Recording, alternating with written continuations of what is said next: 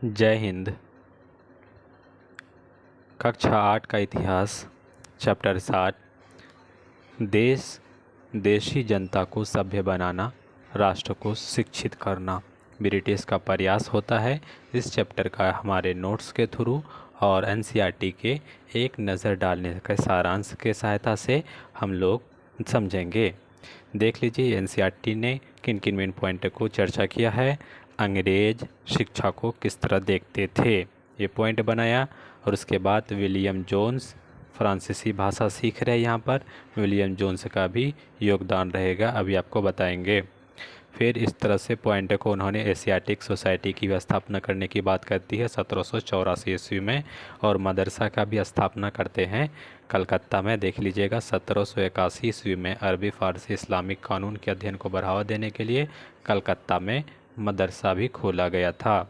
इस तरह से वॉरेन हेस्टिंग का आप स्मारक देख सकते हैं, और प्राच्यवादी, मुंशी, वर्नाकुलर, इन सारे टर्म को आप समझ सकते हैं। और ये इम्पोर्टेंट है, एनसीईआरटी को पढ़ना। सारे एग्ज़ाम में एनसीईआरटी से समरी से क्वेश्चन बनते हैं। ये देखिए नैतिक शिक्षा की मांग कर रहे थे 1873 में कुछ 1 लाख रुपये, 1813 में कुछ 1 लाख रुपया का प्रावधान किया गया था।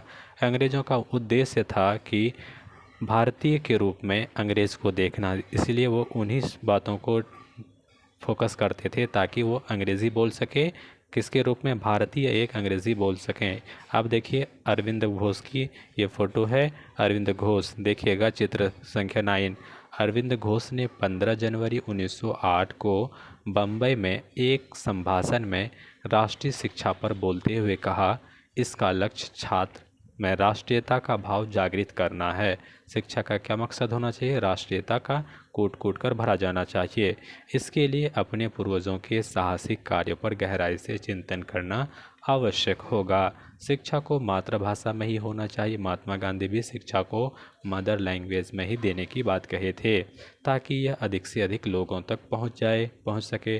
अरविंदो ने इस बात पर भी बल दिया कि यद्यपि छात्रों को अपने मूल के साथ जुड़े रहना चाहिए, फिर भी उनको आधुनिक वैज्ञानिक आविष्कार तथा लोकप्रिय शासन व्यवस्था के संदर्भ में पश्चिमी देशों के अनुभव का भी भरपूर लाभ उठाना चाहिए। इसके अतिरिक्त छात्रों को कई हस्तकला भी सीखनी चाहिए ताकि वे स्कूल छोड़ने पर रोज़गार पा सके। अरविंद घोष का ये कथन था शिक्षा के बारे में। अब देखेंगे अंग्रेज़ी शिक्षा ने हमें गुलाम बना दिया है। आपको बता दिए थे कि अंग्रेज़ हमें ऐसे देखना चाहते थे कि हम अंग्रेज़ी बोलें और उसके कार्यों को अच्छा तरीक़ा से क्या करें, काम कर सकें, उनके कार्यों में को लुभा सकें। टैगोर और शांति निकेतन देखिएगा, टैगोर ने क्या किया? रविंद्र टैगोर ने यह संस्था 1901 ईस्वी में शुरू करते हैं शांति निकेतन का, और आज 1900 शांति निकेतन की एक कक्षा चल रही है 1930 के दशक में। ये फ़ोटो आप देख सकते हैं। 1900 याद रखिएगा, शांति निकेतन की स्थापना करने वाले कौन हैं? रविंद्रनाथ टैगोर हैं। सभ्य करने के लिए शिक्षा की बात कही गई है। शिक्षा कैसे करें? तो सभ्य की करने की बात करें। अब देखिएगा ये सारे कुछ थे एनसीईआरटी का। अब हम चलते अपने नोट्स के इनपुट, आपको क्या क्या क्वेश्चन बनेंगे उसको बताते हैं। एनसीईआरटी का सार समरी नोट्स देखिए। ब्रिटिश शासन और उसकी शिक्षा की जो नीतियाँ थी, इसमें हम आपको बताते हैं। पहला पॉइंट, 1781 ईस्वी में कलकत्ता में मदरसा की स्थापना की जाती है, और बनारस में संस्कृत कॉलेज BHU की स्थापना भी की जाती है, बनारस हिंदू यूनिवर्सिटी का, और इसकी स्थापना करने वाले मदन मोहन मालवीय। अभिज्ञान शाकुंतलम के रचना करने वाले हैं कालिदास। कालिदास ने अभिज्ञान शाकुंतलम को लिखे हैं। उर्वशी, मेघदूत, ये भी कालिदास की रचना है। विलियम जोन्स की सहायता से 1784 ईस्वी में एशियाटिक सोसाइटी ऑफ बंगाल नामक एक संस्था की स्थापना की जाती है, ताकि भारतीय ग्रंथों का अध्ययन कर सके और भारतीय ग्रंथों में जो छुपे हुए राज हैं उसको उजागर कर सके। ये बीपीएससी क्वेश्चन पूछा है कि एशियाटिक सोसाइटी ऑफ बंगाल की स्थापना करने वाले कौन हैं? विलियम जोन्स हैं। कब किए हैं? 1784 ईस्वी में स्थापना किए हैं। अब देखिए 1813 में ब्रिटिश संसद से एक कानून पारित करके भारतीय शिक्षा के लिए 1 लाख रुपये खर्च करने की बात एनसीईआरटी कर रहा है। तो 1873 में प्रावधान किया गया कि भारतीय जो शिक्षा में खर्च किए जाएंगे 1 लाख रुपया। मैकाले की अध्यक्षता में भारत में अंग्रेजी शिक्षा लाया गया। याद रखेंगे, ये भी बीपीएससी क्वेश्चन पूछा है कि भारत में अंग्रेजी शिक्षा का योगदान किसकी सहायता से है? Lord Macaulay. विलियम बेंटिक 1828 से 1829 तक इसका काल रहा है।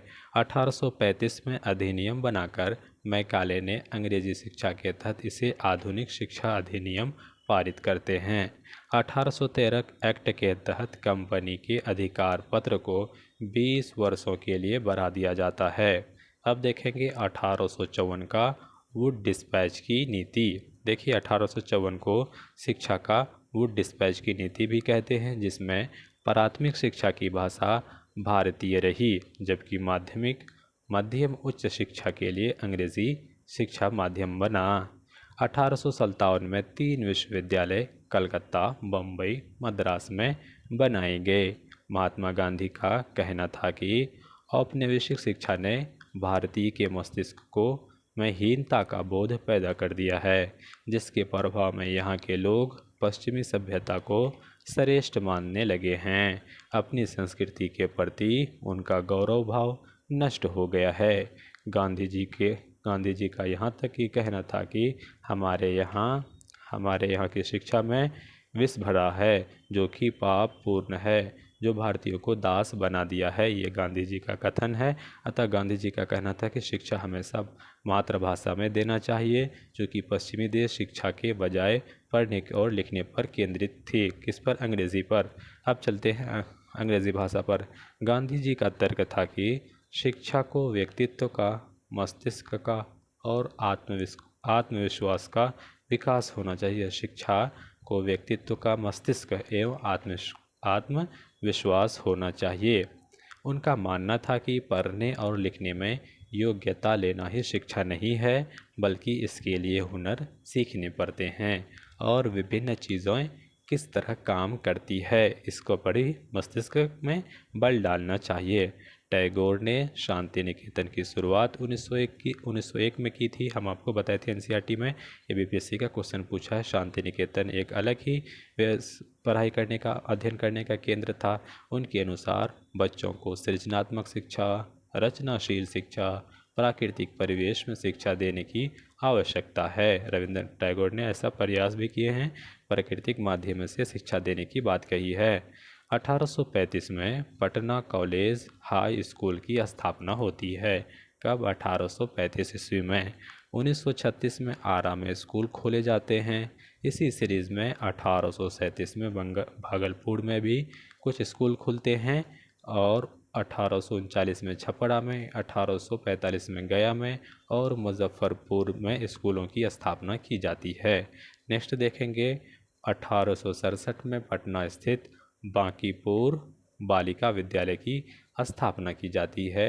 1865 में भागलपुर में मोक्षदा स्कूल की स्थापना की जाती है।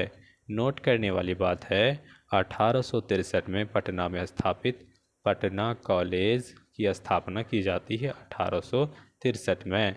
नेक्स्ट देखेंगे 1863 में पटना स्थापित पटना कॉलेज की स्थापना की जाती है। 1889 में बिहार में नेशनल कॉलेज पटना की स्थापना की जाती है। 1835 में ही डायमंड जुबली कॉलेज की भी स्थापना की जाती थी। ये कुछ मेन पॉइंट थे जो हम आपको बताए, एनसीईआरटी का सार और हमारे नोट्स के इनपुट थे। अगर ये वीडियो आपको अच्छा लगता है तो हमारे वीडियो को लाइक करिए, शेयर करिए दोस्तों के साथ, और हमारे वीडियो में अपडेट्स पाने के लिए हमारे चैनल को सब्सक्राइब कीजिए। थैंक यू सो मच, धन्यवाद।